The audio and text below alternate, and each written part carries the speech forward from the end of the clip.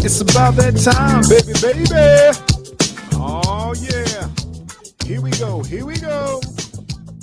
The Sinclair Show is on. It is on. Run it with your friends, come on. Come on, come on. It's a moment of the show tonight. Mailbag is tight. Sinclair is on the mic. Once again, it's so you're still troubled in your home. Got your tripping, don't know right from wrong. Send your letters to the show so we can talk you through. Get the answers to your questions because we speak that truth. Sometimes you doubt yourself, lost your health. Faith is on the fence, but you believe that Jesus knows your wealth. Keep it moving, spirit flowing, because we're here to provide someone to lean on when you're falling. Wednesday, 8 and 9, and it's on.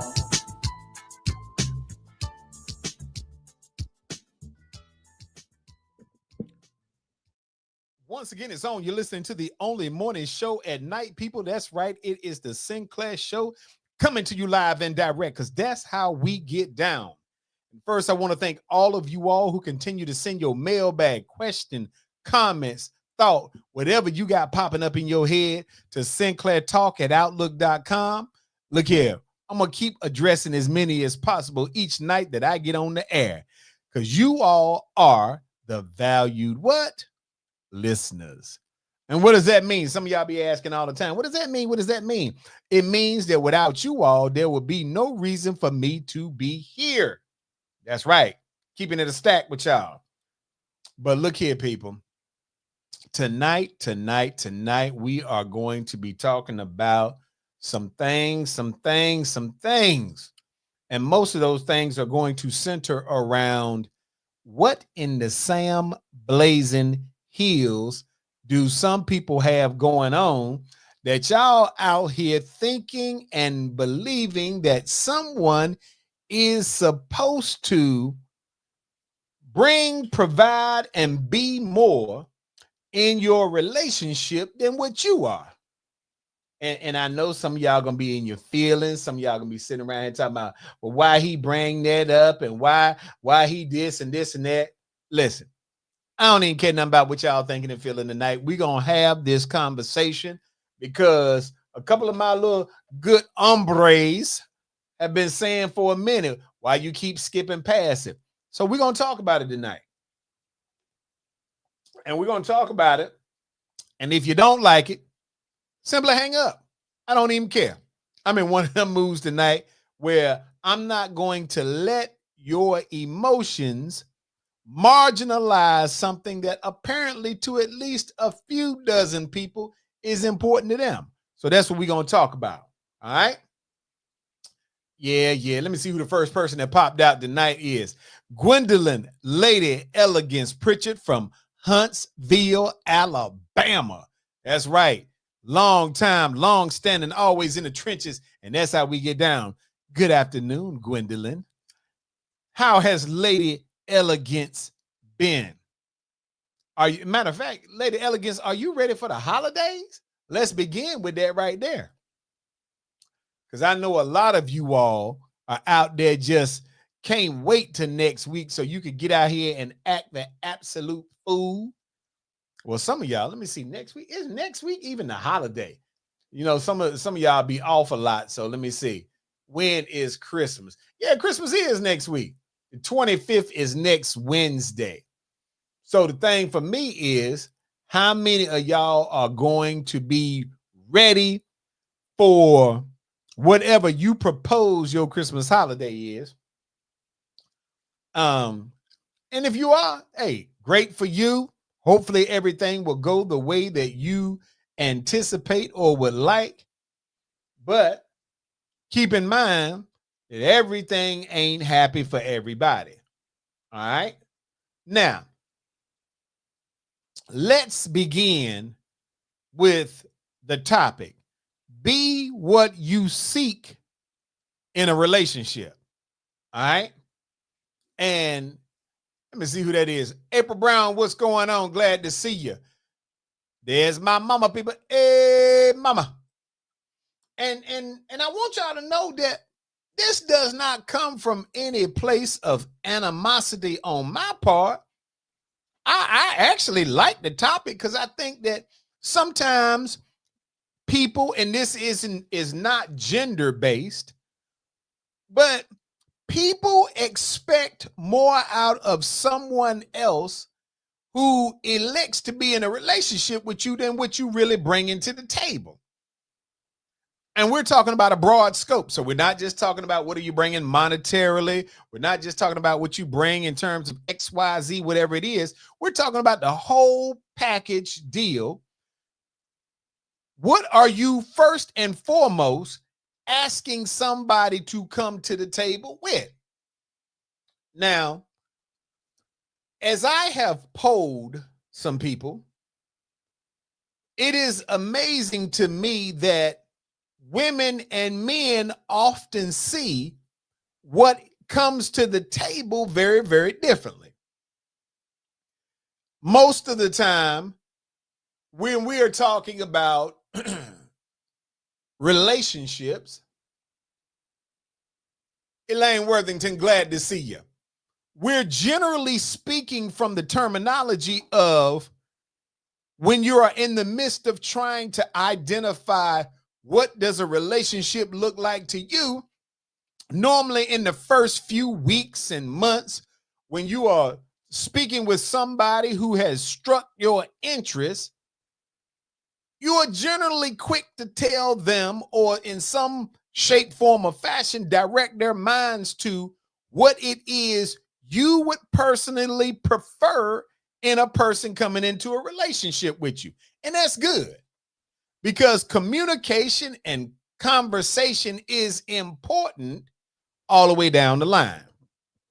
The problem is, though, is often you are asking for more in a relationship than what you have the capacity to provide. And I know that's going to make some of y'all feel some kind of way. So let's just look at it. First of all, understanding expectations in the relationship. Relationships are often mirrors of our deepest thoughts and desires, if you will, but it's also a mirror of our insecurity. It is natural to hope for certain things and qualities in your partner: loyalty, kindness, patience, and ambition. However, seeking in others what we lack in ourselves can create an imbalance and disappointment. Well, first, y'all probably saying, well, Sinclair, what you talking about? Let's think about this. If someone was to ask you all, and I am right now, what is the one trait that you must have in a relationship? Okay. What's the one thing that you cannot, will not go without? What do y'all think it is? I'll give you some examples: love, patience, ambition, loyalty, and there's probably thousands of them. What's the one thing? Y'all, there go your homie. There's the big homie Jay Dizzle. What's going on, big dog? So people, if you had to pick one thing in a relationship that you say is a deal breaker, you got to have this, or I can't even consider you, what would it be? I'll wait. Again, if you just came on and you're trying to figure out what am I talking about, if in terms of love, loyalty, kindness, patience, ambition, any of those things and others, Leah Cole, what's going on? Glad to see you out here tonight. If someone was to say to you, what's your thing? What would it be? Leah said loyalty. Now, I must admit, in my mind, I say this all the time. Anybody that's known me knows that I've said this for years. I take loyalty myself over any and everything. But everybody, that doesn't mean it has to be your thing. Because remember, tonight we're focusing on be what you seek in the relationship. You ain't got to be no more, no less, but I am saying to you, you have absolutely no right to be in a relationship expecting somebody else to come to the table, emotional table or otherwise, with something that you can yourself not be. Okay? Let us think about the golden rules. The golden rule says, do to others as you would have them do to you. I think that's probably Luke 6:31, I believe. And the principle applies profoundly to relationships. Whatever you expect of someone, that's what you ought to be doing to someone. How many of us do that? Okay. Now, I'm going to tell you where it can come into some problematic situations. Everybody's not built the same. And so what can happen is there are some of you who are treating a person exactly like you want them to treat you, but it is not conducive to your relationships.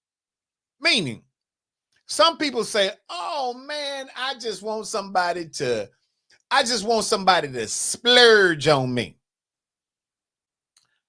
And that's not a problem. But most of the people who say, I want somebody to splurge on me, can't splurge on nobody else. I'm not judging. I don't care what your thing is. I'm just saying whatever your thing is, you should be able to do that thing for the person that you're with. Or there is an imbalance. You know, it's like me and Jay Dizzle often have conversations, and I often say to him this, that you cannot say I have a principal value that I do not like this, but you accept that thing out of your friends and the people that you cool with. Meaning, if I say I don't like men that beat women, I can't have one of my homies in my immediate circle. If I find out he is a woman abuser, if I let him stay in my crew, I cannot then stand on business about the fact that I have an issue with it. James Key, what's going on? Glad you're with us tonight. So when I'm asking the question, what is the thing that drives you the most? I'm talking about whatever it is. People say, oh, love is important. If love is your thing, you must be able to give love. If loyalty is your thing, you must be able to be loyal. If being a good provider is a thing for you, you must be able to provide for somebody. You can't say these things are important to me. They're deal breakers, but you're not that. Often people say, you know, I just want a relationship where there's good communication. But many people, that's not what you're really looking for.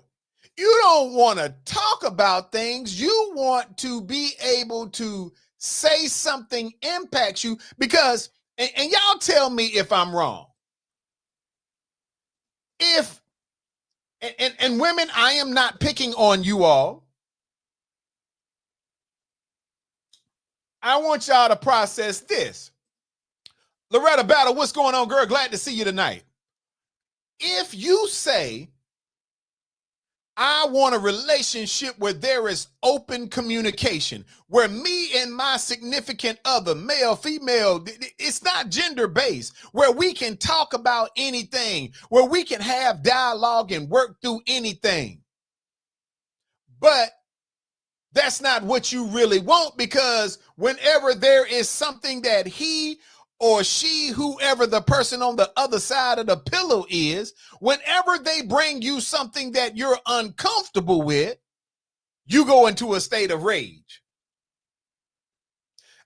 You can't say that I want communication if you're extra aggressive when somebody's talking about something you don't like. Now, that doesn't mean you can't argue your point. I believe any people in relationships should be able to state their position. But do you state your position even when you're wrong? Because most logical, critical thinking people might assess communication cannot be based on feelings. Now watch all of the Pitchfork team come up and start getting upset because I brought feelings up. Communication and understanding cannot be based on the way a person feels. Because when it is, what happens is, hold on one second. People trying to figure out how to get on the show. When people are having dialogue, James says scales have to be balanced. Absolutely. Because again, if you want to have a conversation, there's got to be the ability to hear, and there has to be the ability to receive a response and to give a response. But if you are caught up in your feelings from go, we can't have no conversation because you're not listening to hear, you're listening to respond. As a matter of fact, I did this little test today. And I want all of you all, I could tell you the result, but I'm going to ask the question and we'll come back to it in a minute. Here's a scenario. You and I are in a race. And I'm talking about we running at top speed. And I'm in second place. And you pass me running at top speed. What place are you in? We're going to come back to that. When y'all get the answer, y'all come back to me. But anyway, and so what you are asking someone to be in your life bring to the table, do you possess that thing? I don't care what it is. Okay? There is a thing that says you should have authenticity over dependency. What does that mean? That means when we enter relationships searching for someone to complete us, i.e., we risk some level of dependency on the partnership. For example, expecting someone to always provide emotional stability when we remain volatile in volatile places, that provides an unfair burden on the other person. This dynamic often leads to resentment. For all of my little spiritual warriors, if you want to go to Matthew 7, 3-5, reminds us, focus on our own growth. Why do you look at the speck of sawdust in your brother's eye and pay no attention to the plank in your own? Before expecting patience or compassion from others, you must examine whether you have that capability. And let me say this. Nobody can make you happy because happy is an emotion that is inside of you. Now, somebody can do something to make you feel good in the moment. Okay? No doubt about that. But it is not somebody else's job to make it so you wake up in the morning and you feel great about life. You might feel that because of your interaction with them, but it's not their job to make you feel like you a human being, to make you feel like the world is your oyster. If they do because you're with them, that's a positive connection and outcome, but it ain't their job. Some of y'all, some hell warriors, y'all be raising hell all the time, up, down. You're mad about everything. Something's up. And let me say this. It's not that when you go through things in life, you're going to respond to those things. And sometimes life gets heavy. I don't care who you are. You could be as solid as the rock of Gibraltar. But sometimes life be lifing. And there ain't no blue book manual for it to tell you how to deal with all these situations. And listen, let me go ahead and put a disclaimer in place. You have to reconcile within yourself to stop allowing people to make you feel like it's something wrong with you because you don't want to deal with negative stuff every single day. I'm just saying. Because you said in a relationship, you're assigning the task to another individual. You supposed to make me happy. No, I'm not. I'm supposed to make me happy. Now, if you and I have some things in common and those things lead us to be able to have positive energy when we are with or around each other, that is a plus. That is a godsend. That's a blessing. But my job is not to wake up every morning and hope that I can figure out how to make your day better through all that you went through. Because if I'm focusing on making you feel better, who in the same blazing heels is making sure I'm stable and balanced? Again, this ain't gender-based. This is just real talk. Imagine a world or a situation where when you woke up every day, you went and took a shower and looked in the mirror and said, today I'm going to make this a good day.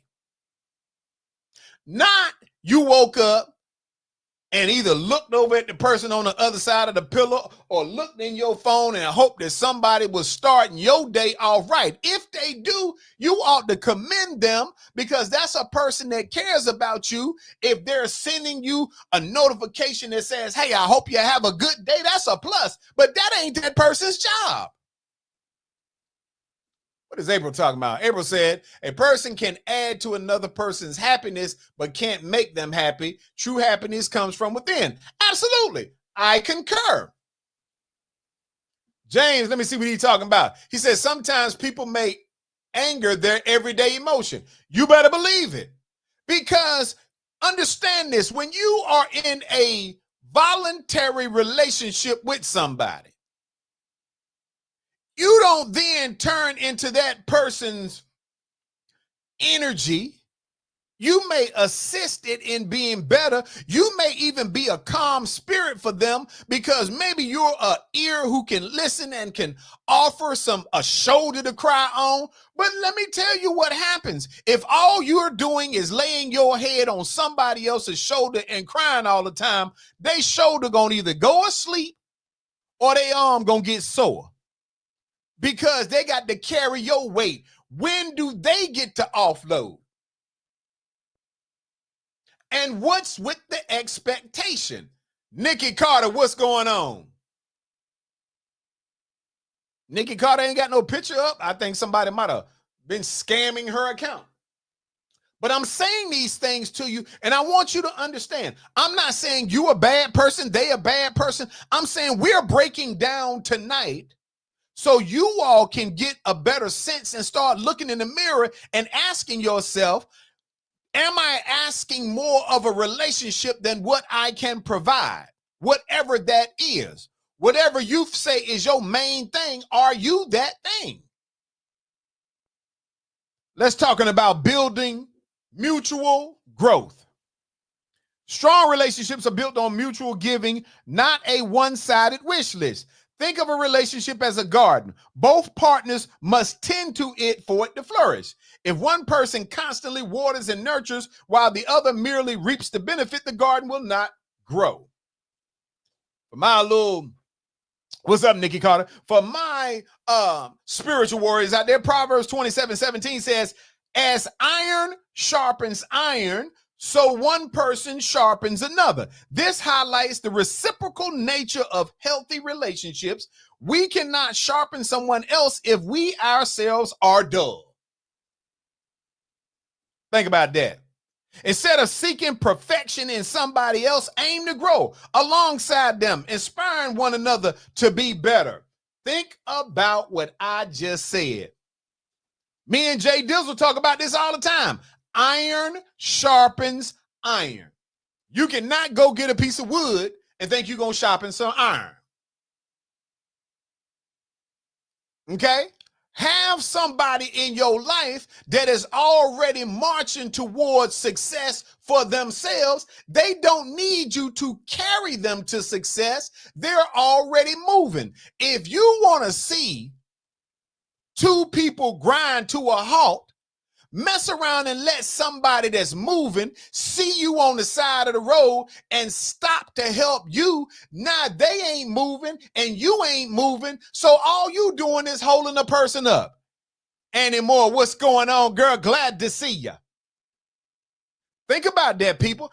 I'm not saying don't help nobody out. I'm not saying don't bring nobody in your life. I'm saying stop bringing people in your life that slow your wheels of success, whether it is professional success, spiritual success, emotional success. Some people are riding around with boulders on their back. They don't want to cut the boulders because they enjoy the tomfoolery around them.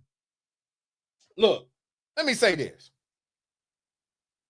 I counsel on a regular basis. And in my counseling over the years, I have amassed a catalog of thoughts about what people bring in and out of relationships. And I have come to a conclusion that love can be the greatest motivator and detractor at the same time. Some of you love people in your circle so much, whether it's your kids, whether it is your significant other, whether it's your cousins, whether it's the homie down the street. Some of you love people so much, you won't cut them loose. Think about this. Do you know why they advise people, if someone is drowning, that you not jump in the water and try to save them? Because a drowning person is so keen on trying to survive that they will take you and suck you under that water themselves, and both of y'all will be dead. That's why they tell you to throw a raft out there to them. Throw one of them life preservers out. They don't want you jumping in that water. Now, we do it off instinct. And sometimes the person that is drowning and pulling you under the water is the people that's right in your oxygen space. Why? Because if you are at your max capacity emotionally, and you are around other people that are at their max capacity emotionally, then all you're doing is keeping yourself with your head at your limit. You have no way to decompress. Somebody got to be having a good day and be able to provide some balance. And let's be clear. One of the challenges that we have is that people hate to shut up. Only in America at this day and time do I see where people themselves are refusing or find some kind of challenge with quietness. How many of you out there in listening land like some quiet time? Some people, let me say it like this, and I want to make sure. Let me rewind. Some people are so combustible that if somebody is quiet, they assume something must be wrong. Well, what's wrong with you? Ain't nothing wrong with me. I just don't feel like talking right now. Seem to me like you got an attitude. I don't have an attitude. I just don't feel like talking right now. You sure ain't nothing wrong? Yeah, something's wrong. I done had to tell you 3 times that I don't feel like talking. That's what's wrong. You can't respect the fact that I just want to be quiet. Don't nobody want to hear all that. Sometimes, and ask yourself this question. Can you be with somebody it could be on a full-time basis, part-time basis. I'm not judging how you're being with somebody, but what is it that makes it so if you're really in tune with somebody, that person should be able to come in the room with you, sit down in that room. Maybe you're watching TV, maybe you're reading a book. They should be okay laying beside you, just watching TV. You shouldn't have to find a conversation for them to feel complete, because if you can't feel complete in a space with somebody, being quiet, you the problem. Somebody got to be forced to entertain you, like them little showman monkeys that used to be in the circus. And Nikki Carter, come on now, don't cut me some slack. I'm just trying to tell it like it is. How many of you have had a hard day at work? And maybe you didn't want to be in the space by yourself. Maybe you wanted to go see your boo or anything, but you didn't want to have a conversation. You just wanted to be in the space with somebody, but you got to feel compelled to have dialogue. Anymore say, I like my quiet time and I love just being by myself sometimes. The other say, I've learned to appreciate my time of reflection, I think, and quietness. James said he didn't say Nikki. and I'm saying that because I can say it on the show. Y'all might not be able to say it in your house. Go elbow the person that's in there. And LaQuita Green Cooper, what's going on, girl? Glad to see you. Go elbow that person so they can come hear the show, so they can understand quietness doesn't mean we beefing with each other. You ought to be comfortable shutting up sometimes. I'll use myself as an example. Generally, I get to work at or around between 6 and 6:30 in the morning. Jay Dizzle can attest to it because most of the time he and I are chit-chatting on the way to work. Now, because I am in a particular leadership role at my organization, I have a significant amount of employees in multiple departments that I am responsible for providing leadership to. It don't even matter what I do. By the end of the day, and because of my role, my day doesn't stop just because I leave the physical location. A lot of times I may not get in the house until 5:30, 6 o'clock. A lot of times I may have something to do where I got to run by the job on the weekend to make sure if I've got certain things going on that everything is good. It comes with the title. It comes with the paycheck. If you are the type of person who has a responsibility at your workplace, you 9 times out of 10, when you get off work, you go into decompression mode. Anybody out there got a job that when you get off your job, you go into decompression mode. You're not mad with nobody.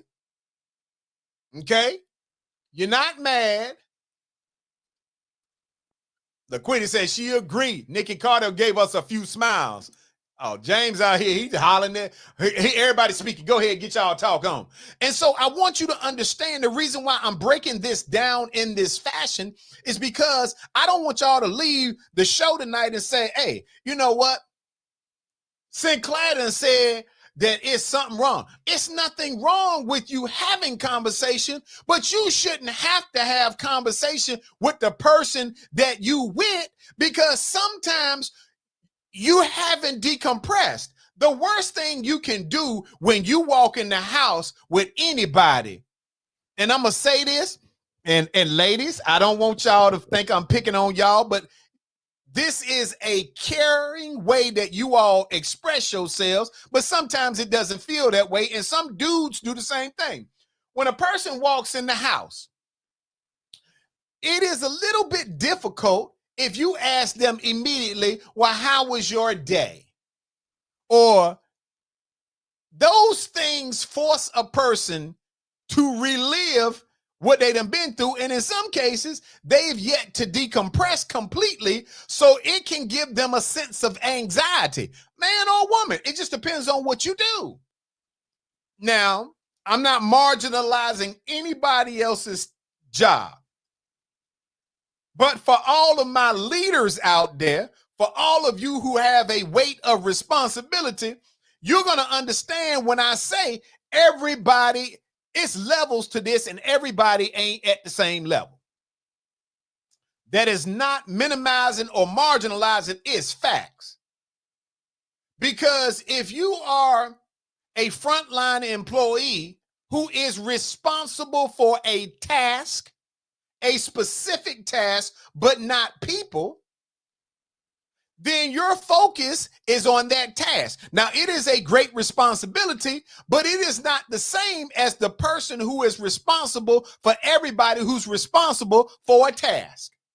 Because now, not only do they got to make sure the tasks get done, they got to go report it to somebody. They got to do a whole bunch of stuff. So I'm just saying, Detective Pamela Black, what's going on, girl? Glad you didn't hit the show tonight.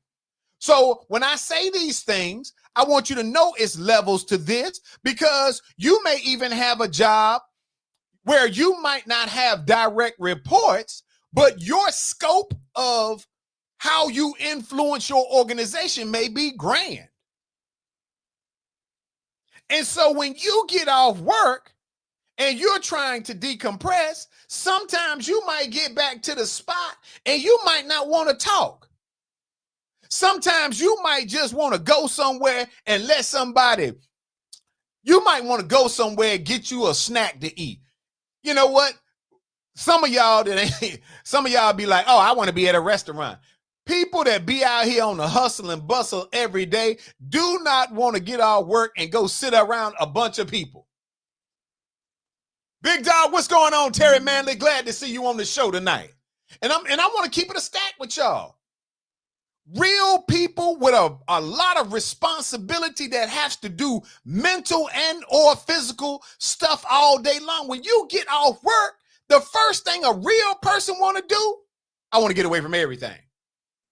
Now, that doesn't mean you don't want to stop by a place and grab you something to eat.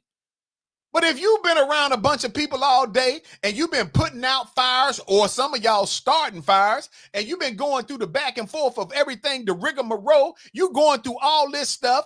And we are not only talking about people who have a traditional job, because there are people who are running some things and doing some things and making sure that everybody is good. I often say, there are people who are stay-at-home parents or stay-at-home wives or husbands or stay-at-home whatever.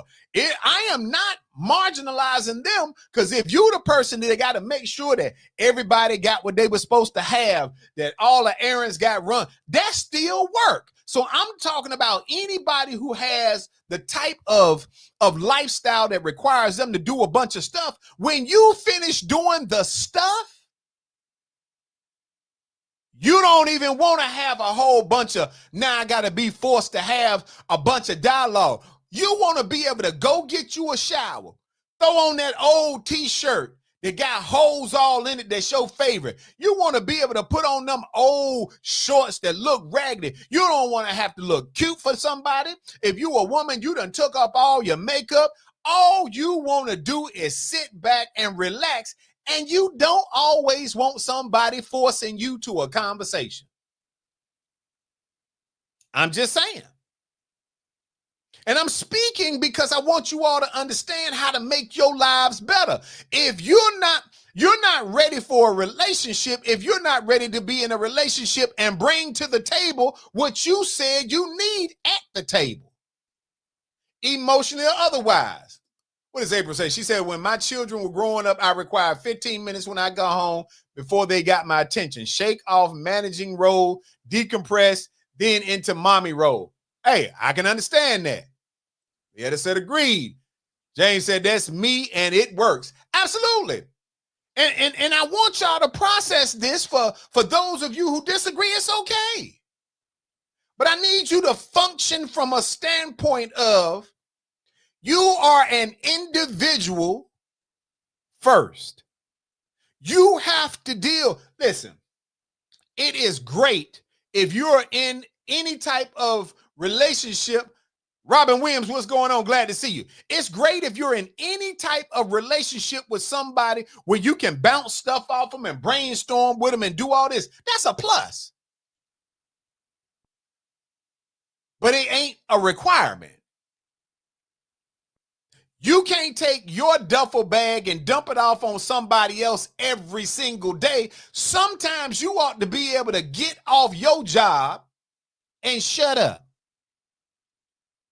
Sometimes you need to be able to go back to the days when it was okay for you to eat a bologna and cheese sandwich with some chips and drink you some Kool-Aid and shut up and watch what peruse through the TV and fall asleep across the bed, and you ain't got to worry about somebody saying something to you about you wrong because you didn't go make me a 5-star meal, or you wrong because you didn't do this and you didn't do that. If you out here in these streets and you are trying to do some things and you are at an elevated level of emotional overload, sometimes people around you in your space need to understand it's okay. Today is National Shut Up Day. Okay? Essie Shepherd, what's going on with my armor bearer? Glad to see ya. So we done talked about a couple of things. We done talked about, first and foremost, be what you seek. Stop going to the relationship door asking a woman or a man to bring something there that you don't have. And I don't want to hear anybody sitting up here talking about, well, I bring something else to the table. Nope. I don't want you to bring something else. I want you to bring what you expect of me, because then you'll know how it feels to be me. If you say, I want somebody that's soft-spoken, I don't want to hear you around here hollering and screaming. If you say, I want somebody that'll listen and really hear me, I want you to be able to listen and really hear me. If you say, I want somebody that's got their stuff together, I want you to have your stuff together. If you say, I want somebody that'll be able to uplift me emotionally and make me feel like I'm a priority. Selena Harold, guess what? Glad to see you, girl. If you say you want somebody to make you feel like you're important, then you got to be able to make somebody else feel important. If you say you want somebody who can just look at you and tell what's going on with you and that they can rest your spirit, you got to be that kind of person. Stop going to the table looking to empty somebody else's plate. Now, mind you, I didn't say anything about anything financial, because that ain't even what this is about. Really isn't. Because in most circumstances, it is very difficult for you to find two people who are at the same fiscal level. So we're not talking about that. We're talking about, are you capable of emotionally and mentally bringing to the table the same thing that you expect from somebody else? And if you're not, you are unprepared and relationship deficient. Everyone say far too often people look for what they are missing internally from their partner instead of being willing to do the work to become what they need. I agree. I concur with that. And it becomes easier. Let me say it this way. It becomes easier for you to attach what you are feeling left out from in life and project that onto the person who said they wanted to make you feel complete. Let me tell you all something. It is probably every human being who has a heart has the goal of, if I love and care about people, I will rock with them and ride with them. I don't care what their capacity is. I ain't got to always see them, but if they need me, they know they can pick the phone up. I got their back. But I need you to understand something. Stop allowing yourself to intertwine in relationships with people who don't feel that way about you. And people be okay with not being able to say I'm in a certain thing. I hear people all the time talking, and I'm telling you, you do not understand. I ask in couples therapy, I often ask people, why is XYZ important to you? And people will generally say, this is important to me because, and they'll start giving you their laundry list of reasons why that thing is important to them. And you listen to them and you say to yourself, that doesn't have any relevance to anybody but you. So you're saying, okay, I'm in a relationship, and people will say, well, I want someone who is almost the opposite of what I had last time. Let's use that hypothetically. And so they can tell you everything that was wrong with the last person. And then even if you're different from the last person, they, after a certain period of time, they will start chipping away at those things that you are. Maybe the last person had 100 flaws and you only got 3. At a certain point, there are people who will start picking at them 3. Well, you could be a little bit better at this. What?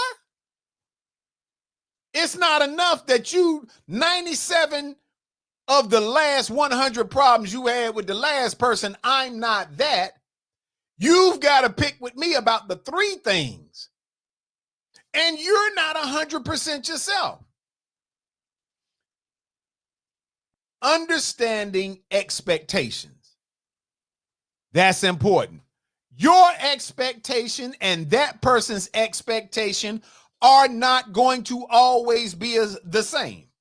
Now, let me tell you why that's important.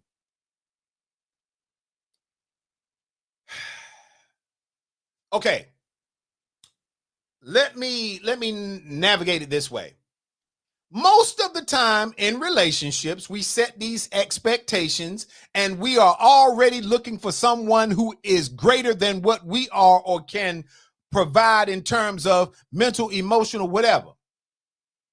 The longer stretch of time comes, we turn into whatever we've always been.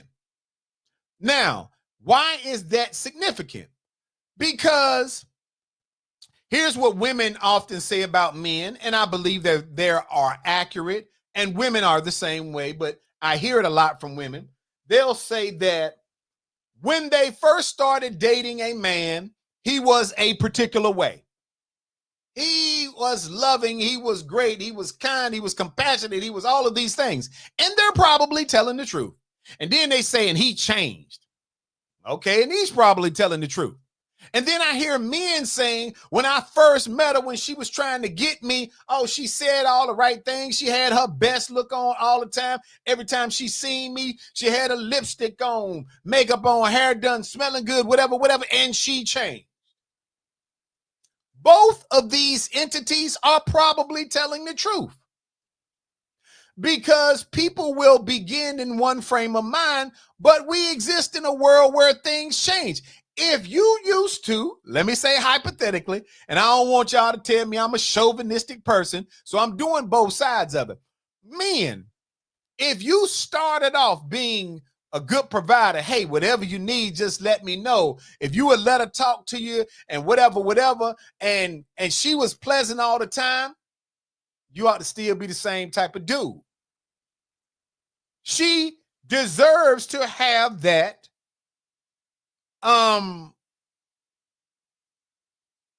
She deserves to have that type of thing because that's what you showed at first. Would y'all not agree out there in listening land? Start out how you can hold out. And I'm not picking on dudes. I'm just telling you what I hear a lot in counseling sessions. They say that men change. But let me say this to you, ladies. Not in defense of, but as a factual nature, why would you expect him to not change if you changed your approach to how you were at the beginning? See, If he said when you first started coming around, you had your best look on, your best smell on, you was doing it big, anything I could do for you, no problem. That's my dude, that's whatever, whatever. That was you at first. If you stop being that person, and I'm not saying that there wasn't a reason, but when you stop, why you think he ain't gonna stop? And vice versa, dudes. When you stop being that person you was, why you think that female is not going to stop being the person she is? And we allow things to be the excuse, but we still holding the other person accountable because they done fell off, as y'all say. That's a little bit difficult. I know some of y'all can't stomach that because factually, when a person stops, if water used to run from this mountaintop in a spring, and you could go down there every day with your bucket and get a fresh thing of spring water, you would be happy as I don't know what, as long as you could. But if you ever go out there and for some reason, naturally speaking, the spring is no longer running water, you're going to feel some kind of way. You're going to stop going to that hill. You're going to change your outcome and the way that you do on a daily basis because you can't get the same water from the spring that's no longer producing that water. What does that mean, Sinclair? If you stop being the same where you were from the start, I don't care about the reason you stop. When you stop being that person, then cause and effect should have told you that she was going to stop being the same kind of woman or he was going to stop being the same kind of man. And a lot of times what we do is we think it matters why it changed. It does not matter because we are human beings. It does not make one hill of beans to the person on the other side, the male or the female. All they are processing in their mind is you are no longer conducting yourself like you used to. It doesn't matter if I'm having more bad days at work. It don't matter if I got family problems. It don't matter if I got financial problems. It don't matter the reason to that person. What they know for a fact is you stopped doing what you used to. So why do you expect me to do what I used to? Cause and effect. Goes back to what we started with at the beginning of the night, which is be what you seek. If you seek consistency, you have to be consistent. I'm just saying, I ain't trying to have no smoke tonight. All right. Let me see what April talking about. She said, we all change. We have to adjust based on each new experience, situation, and circumstance. The hope is to change and grow together instead of allowing the change to make us grow apart or create resentment. Well, it is true that we all must respond to whatever cards life deals us. But we should adjust our expectations at the same time. You should be able to look at the person in the mirror first and say, do I see myself in the same light? But most of us are liars.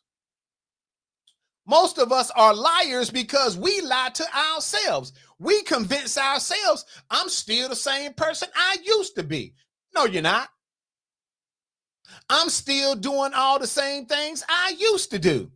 No, you're not.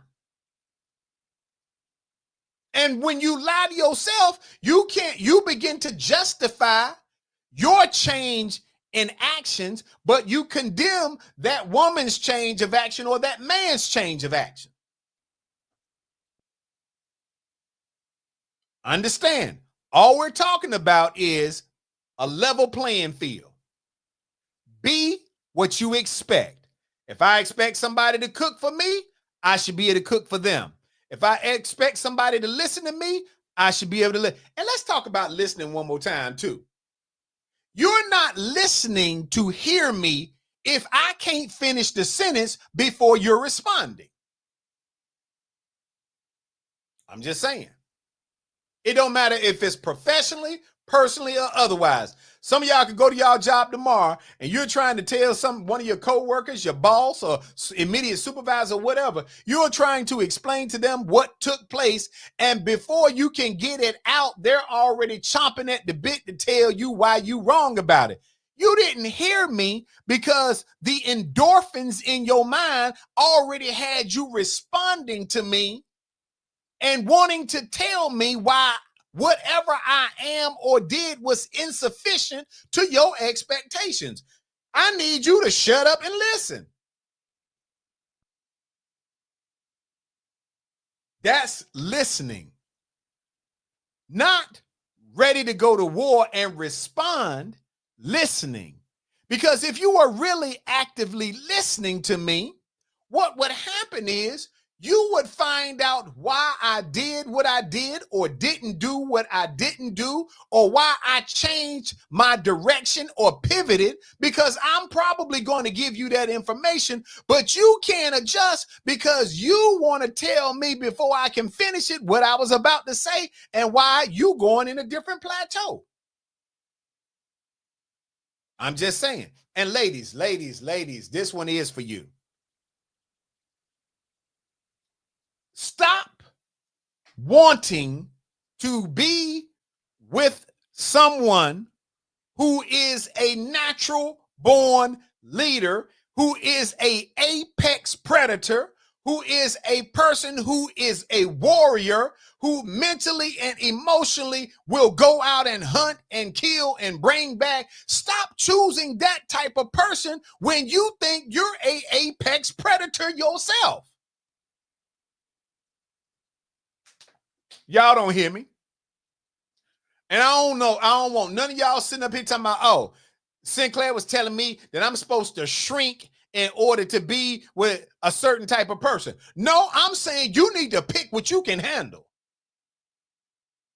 See, because you go out there and pick an apex predator. You go out there and pick a leader. You go out there and pick somebody who knows exactly what he is, and you want to bring him back and reduce him to paying attention to your emotions all the time and sitting around and let you tell him how you want to run him. That ain't gonna work. You need to go find you somebody who is uncertain of themselves because they want your guidance. You cannot say you want a real man, a real provider, a real protector, a real hunter gatherer. You cannot say I want that kind of dude in my life and think that when he is trying to explain to you how you're going to get the wood, how you're going to build a house, you too busy telling him how your last Negro did it. You too busy telling them what you heard from your friends. A real apex predator doesn't go and look for your friends and their affirmation. He don't even care about what your mama and daddy think. He don't care about what your sister and cousin think. He don't care about what your kids think. An apex predator is at the top of his game. He is out there doing what a leader is supposed to do. Stop trying to marginalize him and go get what you really need in your life. You need somebody that will allow you to be the apex predator. And that's not, listen, and I am not knocking women who are strong-willed, strong-minded, who are leaders, who are doing whatever. I'm not knocking you. I'm just telling you, stop going to get in relationships with people, with men who are that person, because you are never going to do anything but become frustrated with him because you don't want to listen to what he's saying because you either have adapted in your mind that you are, listen, and I'm not talking about in certain areas because the aptitude issue is a whole different story. There are a lot of women who are much, much smarter from an aptitude level than men. No doubt about it. Just I can look statistically on the women or men who get degrees and in what keen areas or whatever. That ain't what I'm talking about. But if you're in a relationship with somebody and you think you're smarter than your man, and maybe you are, you need to go get with a man who who can rise to that level. Stop going to get with somebody who knows who he is, and you want to tell him all the stuff that you know better than him. Because a man does not want to be in competition with his woman. Hey, I'm just giving y'all game. And I'm not judging. I'm saying when we started off, we said be what you expect in a relationship. So go find your equal. Go find what you want to deal with. You don't have to get out here and go big game hunting. Some of y'all are out here setting traps and big game hunting. And when you go to the cage because you done captured him, you don't know how to handle that. And so you spend your time complaining to your girlfriends, your aunties, your mama, and whoever else that this person is just, he just don't get it. You went out and caught something you ain't had no business catching. You should have went out there and went looking for a rabbit. You ain't had no business out there trying to catch tigers and bears and lions and any of that. You should have went and set the right size trap for what you could manage. And I know y'all feel away. But I want to wrap this up because this time I can't spend all night talking to y'all. I could. But I want to wrap this up by saying successful relationships, personally, spiritually, or professionally, begin when there is a level of equality in expectation of what I want or need from an individual. And so I implore you all that whatever it is you want or expect or need or otherwise, be able to be that thing. Then you can look a person in the eye and say, the reason why I expect this is because I give you this. I give you respect, so I expect respect. I give you loyalty, so I expect loyalty. I give you support, so I expect support. I give you peace, so I expect peace. I give you understanding, so I expect understanding. If you cannot give what you expect, then you are not ready for a relationship with that person, and you may not be ready for any relationship. And it's okay to take a pause and step back and shut up and relax and get your mind together. All right, people? I got to get up out of here. It's about that time, baby. Oh, good night, yeah. people. That's how we get down. Here we go. The Sinclair Show is on. And it's on. Running to your